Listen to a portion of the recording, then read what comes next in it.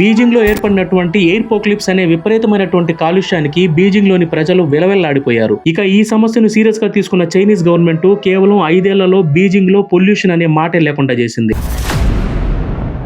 2013లోనే clean air action plan అనేది ఒకటి తీసుకొచ్చి ముందుగా బీజింగ్ లో ఉండేటటువంటి కోల్ బేస్డ్ పవర్ ప్లాంట్స్ అన్నిటినీ కూడా గ్యాస్ ఫైర్డ్ పవర్ ప్లాంట్స్ గా మార్చేసింది. సెకండ్ గా వాహనాల పొల్యూషన్ అనేది క్రమంగా తగ్గించడానికి దాదాపు 782 కిలోమీటర్ల సబ్వే ట్రాక్స్ వేశారు. నెక్స్ట్ గా పెట్రోలియం బస్సెస్ అన్నిటిని ఒక్కసారిగా ఆపేసి దాదాపు 12,000 ఎలక్ట్రిక్ బస్సులు అనేవి ప్రవేశపెట్టారు. ప్రజలు కేవలం ఎలక్ట్రిక్ కార్స్ ని ఎక్కువగా కొనడానికి వాళ్ళకి హై సబ్సిడీలు అనేవి ఇచ్చారు. కొన్ని ఫ్యాక్టరీస్ యొక్క పొగగొట్టాల్లో అడ్వాన్స్డ్ స్క్రబ్బర్స్ అనేవి పెట్టారనమాట. ఈ స్క్రబ్బర్లు ఫ్యాక్టరీ నుంచి వచ్చేటటువంటి టాక్సిక్ గ్యాసెస్ తో పాటు ఫైన్ పార్టికల్స్ గాల్లో కలవనీయకుండా చేశాయి. వీటన్నిటికన్నా హైలైట్ ఆఫీసర్స్ కి ప్రమోషన్స్ ఇచ్చే దాంట్లో కూడా ఎవరైతే ఎయిర్ క్వాలిటీ ఇండెక్స్ తక్కువగా మెయింటైన్ చేశారో వాళ్ళకి మాత్రమే ప్రమోషన్స్ ఇచ్చారు. చైనా తీసుకున్నటువంటి ఈ నిర్ణయాల వల్లే ఈ రోజు బీజింగ్ లో పొల్యూషన్ అనే మాట లేకుండా ఎయిర్ క్వాలిటీ ఇండెక్స్ 77 చూపిస్తుంది.